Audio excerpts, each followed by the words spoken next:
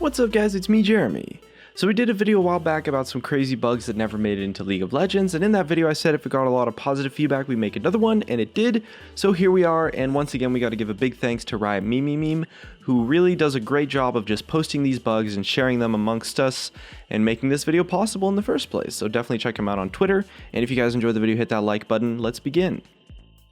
So first up, we've got a bug that used to happen to Bard when he went to use his ultimate, and everything was kind of, all good and fine right up until he casted his ultimate, and then the character model would just totally spaz out. And if you casted the ultimate on yourself, you could actually freeze him in this animating pose, and we kind of got no idea if it was used as like a skeleton or maybe if it was an animation problem, but either way, it was just hilarious. You guys out there, you probably know Rise. He's desperate for magical power, but he's also pretty desperate to get ripped. And this bug gave us an insight into one of Rise's exercise routines, doing lunges, and it was happening during his update. I guess it kind of just goes to show that being able to teleport is no excuse to skipping leg day. We're kind of stumbling on an accidental theme here, because next up we've got a misfortune bug where she does her best impression of Zenyatta from Overwatch. Again, it might have been a little bit of a problem with her animations or maybe just with her model, but either way, it would make her levitate and get into some pretty crazy yoga positions when she tried to recall. Honestly though, I gotta admit, that does look kinda painful. Next up, we've got a bug from the old Ascension game mode actually, and it started happening after Cassiopeia's update, when she ascended by getting a kill on the ancient ascendant Xerath in the game mode. Essentially, she'd turn to stone and crumble into pieces just like in her death animation, but she would still be alive and still be able to attack people anyway. I guess it was just too much power for her body to handle. Vladimir's update kept his old sanguine pool since it was super iconic to the champion, but apparently it decided to behave a little bit strangely during the development of his rework, for example by just casting itself randomly sometimes for no apparent reason. Apparently this bug was restricted to just the Soul Stealer skin, which kind of makes it twice as weird actually. I have no idea how that would affect anything really. Spaghetti code, anyone?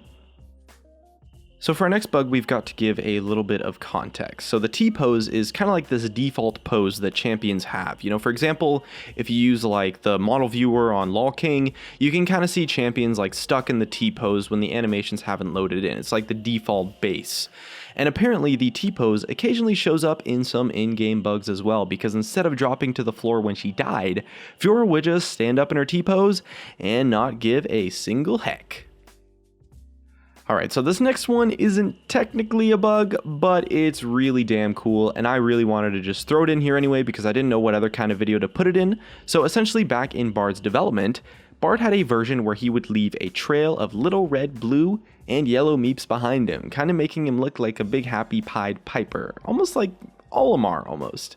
We've got no idea what function these little Pikmin lookalikes did, but they were probably an early iteration of his chime and meep concepts.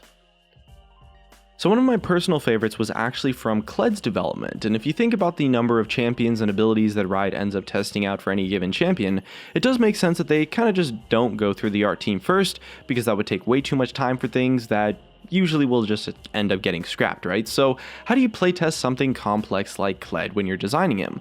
Well, you take bits and pieces of existing code, put it together, take a similar sized champion, maybe someone like Gnar, put him on top of a mount like Hecarim, and there you go, that's your model right there. Of course, it's not a perfect solution, but it's actually a really clever way to get a proof of concept and just a working prototype, and it actually looks pretty awesome too. Now we just need an entire game mode that is champions riding other champions into the battle. Alright, now we're going to get back into the things that are actual bugs, and we've got an old Braum bug that happened because the textures created by his passive wouldn't exactly move with the champion they were procced on. So when Braum's passive triggered on a champion, the ability effect is essentially just the champion model that he's hitting, which is kind of like a frosted look to it. So if he stacks his passive and then stuns a champion and they move away, he leaves behind this awesome ice sculpture.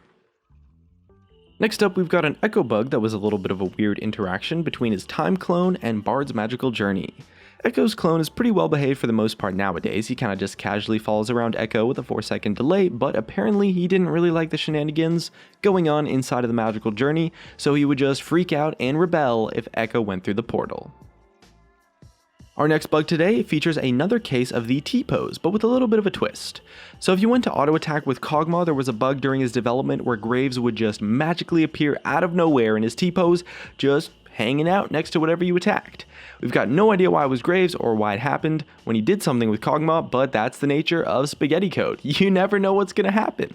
Anyway, that's just about going to wrap up the video for today. You know, I really enjoy making videos like this because it's really hard to appreciate the fact that for every bug that we actually see make it into the game, there's probably about 100 bugs, maybe even more, that don't make it into the game. But that doesn't make those bugs any less cool or interesting to take a look at. So definitely leave us a comment below which one was your favorite from the video. Thanks for watching. Big thanks to the writers that made this video possible. And looks like that's gonna be it for me. If you guys enjoyed the video, drop a like, subscribe if you want. Thanks for watching again. And of course, as always, I'll see you guys next time.